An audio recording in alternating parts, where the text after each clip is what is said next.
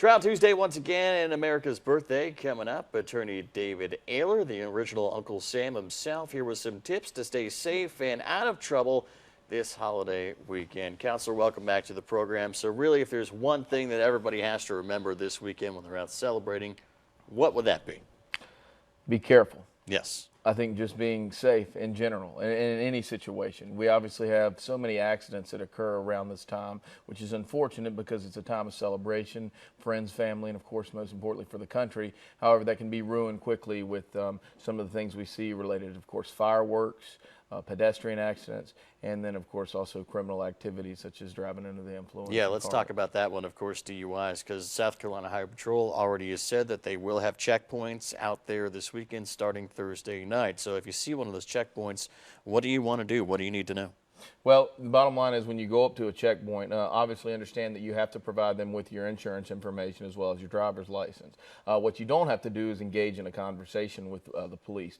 In that, they may start to ask you questions: where are you going, who you're going with, who's going to be there, that sort of thing. They're really trying to gain information from you and try to determine whether or not they feel like you're under the influence. Obviously, you do need to follow their instruction, but you don't need to carry on with them.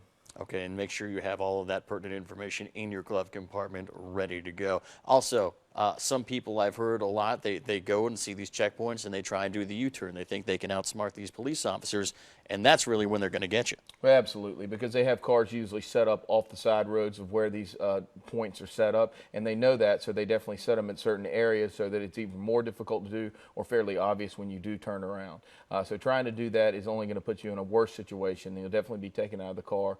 They'll probably search the car and go on from there because you'll show that reasonable suspicion. And when in doubt, of course, use a designated driver or don't drink or take a cab. Let's talk about fireworks and safety a little bit. Everybody knows you want to be safe. I've got a little problem, especially waking up at the early hours that we do.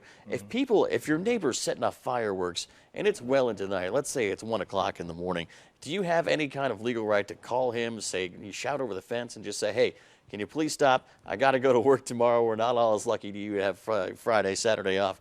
Do you have any kind of legal standing there? Well, first of all, you need to look to where you live. Certain municipalities, and depending on what county you're in, fireworks may not be legal. So just in and of itself, shooting the fireworks off, or particularly like you're talking about in a neighborhood, they may have an HOA rule against it in that you just can't do it within the neighborhood. Yeah. So I think you do have to be responsible to the degree that you know that you're doing it and you're doing it okay. However, if people do complain, yeah, I mean, a lot of people call the police due to fireworks and, get charged for disturbing the peace, things like that, or, fisticuffs between the two neighbors if it gets real bad. Absolutely. Well, let's go into that disturbing the peace a little bit. Is that something that you can fight? Is that something, you say, officer, I'm sorry, I won't do it anymore? Or are you getting put in the back of a cruiser? Well, I think most of the times, just like if you've heard of people having house parties, things like that, they'll give them a warning. But if it continues on or more complaints come, they don't let me come back out here type of thing. Right. They come back out, you're probably going to go to jail. Now, in your experience, have you found like a lot of people are doing that? A lot of people call the cops. Do they get a lot of calls that 4th of July night? And is it something that they are really rushing to?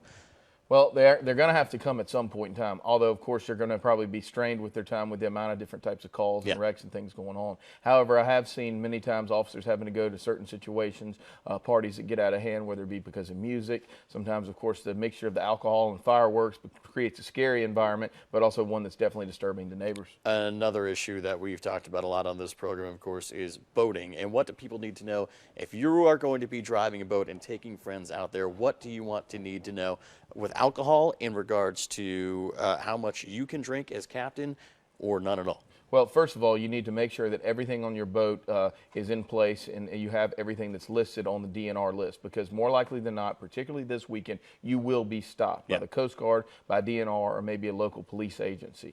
Beyond that, if you have a driver on the boat, you need to make sure that driver has not been drinking any amount of excess. They're not supposed to be drinking while they're actually driving the boat. And also, of course, if they have drank at all, it can't be to any amount that would put them at an impaired level. It's obviously safest just to make sure somebody's behind the wheel of the boat who hasn't drank at all. It's going to be a lot easier dealing with the Coast Guard, the DNR, whoever may stop you in that situation, because obviously most people on the boat in a lot of these situations will be drinking, but you want to separate them from the driver himself. Indeed, and perfect thing to remember, as he said, be careful and celebrate responsibly. How about America, David Aylor? How about it? Greatest country on the planet. Thanks so much for being here. Much more Low Country Live after the break. Make sure you stick around, everybody. Trial Tuesday, brought to you by attorney David Aylor.